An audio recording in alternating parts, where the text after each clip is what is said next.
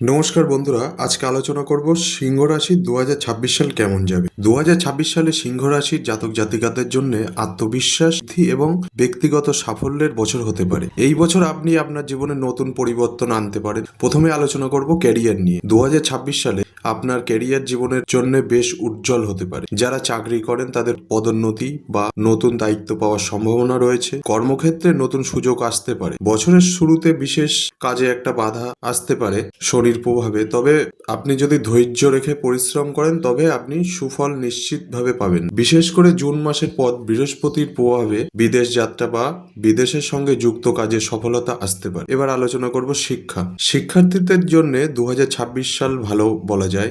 বছরের প্রথম ভাগ উচ্চ শিক্ষা ও প্রতিযোগিতামূলক পরীক্ষার জন্য মনোযোগ এবং আত্মবিশ্বাস বাড়াতে সাহায্য করবে। একাডেমিক সাফল্যের জন্য নিয়মিত পড়াশোনার অভ্যাস রাখুন। শৃঙ্খলতা বজায় রাখাটাও জরুরি। এবার আলোচনা করব ব্যবসা বাণিজ্য নিয়ে।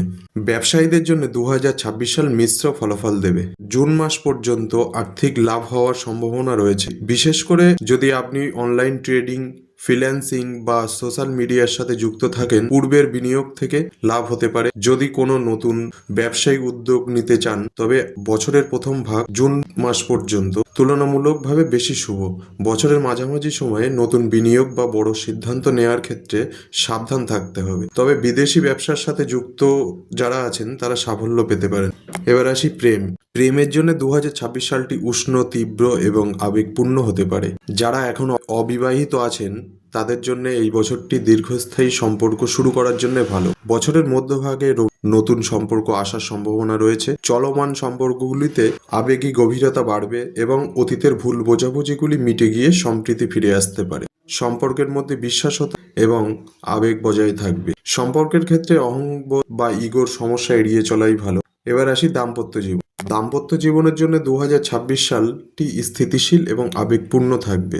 বিবাহিত জীবন আরতিশীল এবং আবেগী দিক থেকে সমৃদ্ধ হতে পারে। আপনারা একে অপরের স্বপ্নকে সমর্থন করবেন এবং দলবদ্ধভাবে এটি কাজ করবেন। এপ্রিল থেকে সেপ্টেম্বর মাস পর্যন্ত বাগদান, বিবাহ বা সম্পর্কের প্রতিশ্রুতি দেওয়ার জন্য শুভ হতে পারে। এবার আসি 2026 সালে আপনারা কি কি প্রতিকার করতে পারেন। 2026 সালের প্রতিকার হিসেবে আপনারা সূর্যদেবকে জল নিবেদন করুন। আর জল নিবেদন করার সময় এই মন্ত্রটি অবশ্যই বলুন, ওং হ্রিং সূর্যায় নমঃ। মন্ত্রটি কমপক্ষে 11 বার জপ করুন। এটি আত্মবিশ্বাস, খ্যাতি এবং নেতৃত্বকে বাড়িয়ে তুলবে। দান। আপনারা যদি দান করতে চান নিয়মিত গরিব অভাবী মানুষদের খাদ্য, বস্ত্র, প্রয়োজনীয় জিনিস দান করুন। এটি আপনার মানসিক শান্তি এবং ঈশ্বরের কৃপা আকর্ষণ করবে।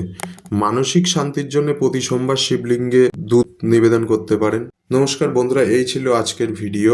আজকের ভিডিওটি যদি ভালো লেগে থাকে তাহলে লাইক করতে ভুলবেন না। অন্যদের